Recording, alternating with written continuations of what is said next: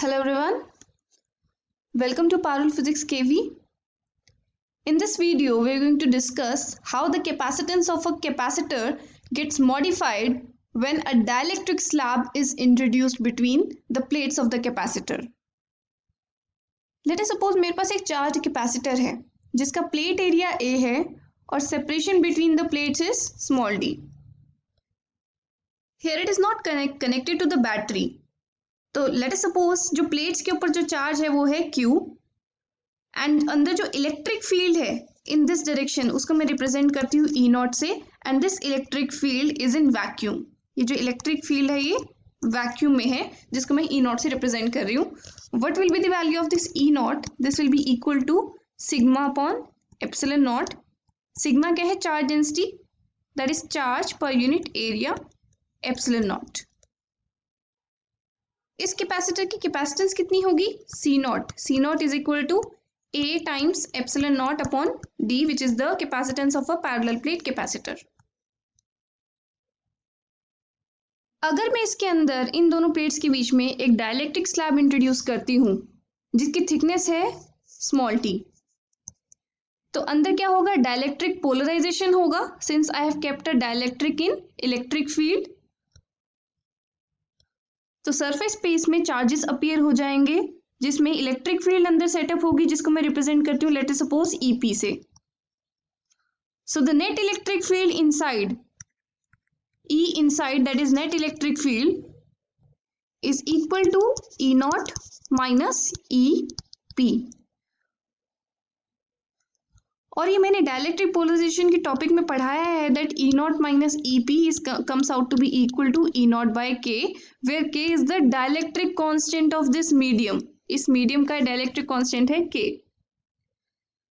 तो अगर हमने जब डाइलेक्ट्रिक स्लैब इंट्रोड्यूस नहीं की थी, लेट अस सपोज दोनों प्लेट्स के बीच में जो पोटेंशियल डिफरेंस था V, अब मैंने जब डाइलेक्ट्रिक स्लैब इंट्रोड्यूस कर दी है then this potential gets modified और हमें एक नया पोटेंशियल डिफरेंस मिलेगा जिसको मैं रिप्रेजेंट करती हूँ V डैश से.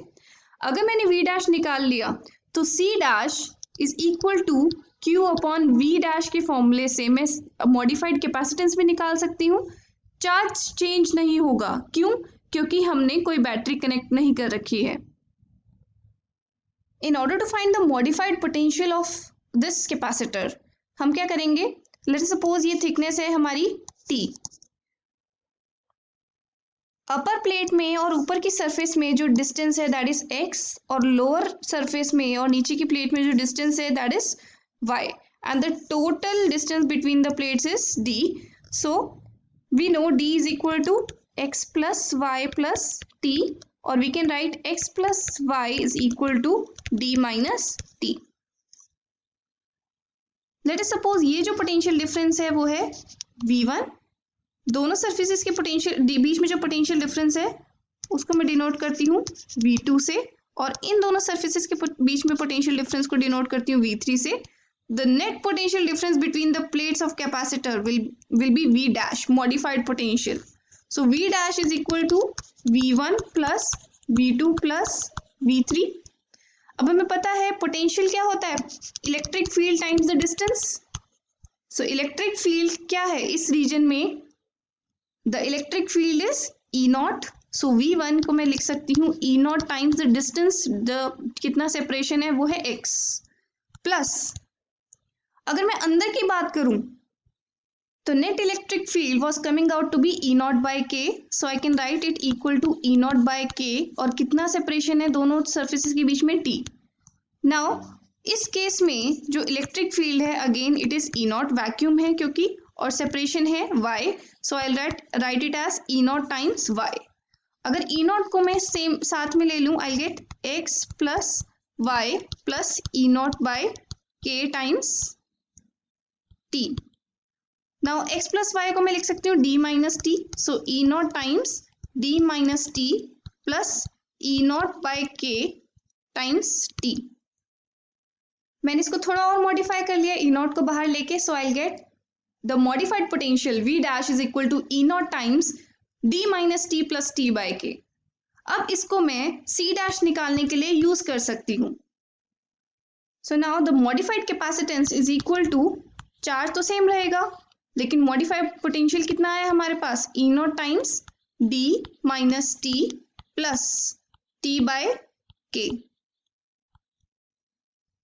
इसमें से मैं डी भी कॉमन निकाल लेती हूँ ब्रैकेट में से नीचे से, so I get E Q upon E naught. E naught की वैल्यू कितनी है, from here it's equal to Q upon A epsilon naught, and if I take the d out of the bracket I'll get 1 minus t by d plus t by dk.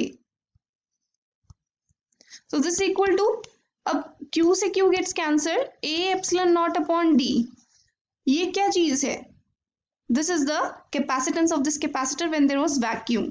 So I'll write it with c naught divided by 1 minus, let me take t by d out of these two terms, so I'll get t upon d 1 plus 1 minus 1 by k. So this will be the new capacitance of this capacitor when a dielectric slab is introduced between the plates. अब इससे हमें क्या पता चल रहा है कि we get to know that, ये देखो ये जो डिनोमिनेटर में है 1 minus something, this term you will see that this term will always be less than 1, so ये जो हमारी टर्म होगी 1 minus something will also be less than 1, so this implies C dash is greater than C naught, यानी कि हमारी capacitance बढ़ जाती है when I insert a dielectric slab between the two plates of capacitor. This is the most general formula basically. हमारे अगर हम metal की बात करें, कंडक्टिंग स्लैब की बात करें, तो उसके लिए जो के होता है that is infinity. Conducting material के लिए के इन्फिनिटी होता है। इसका मतलब अगर मैं इसमें इन के की वैल्यू इन्फिनिटी रखती हूँ then this term goes to zero.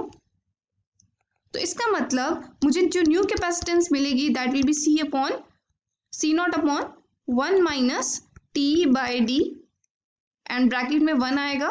So this is exactly the formula we derived in the previous video. तो इसका मतलब ये हमारा सबसे generalized expression है in terms of dielectric constant of the medium. So I hope this topic is clear to you. That's all for now.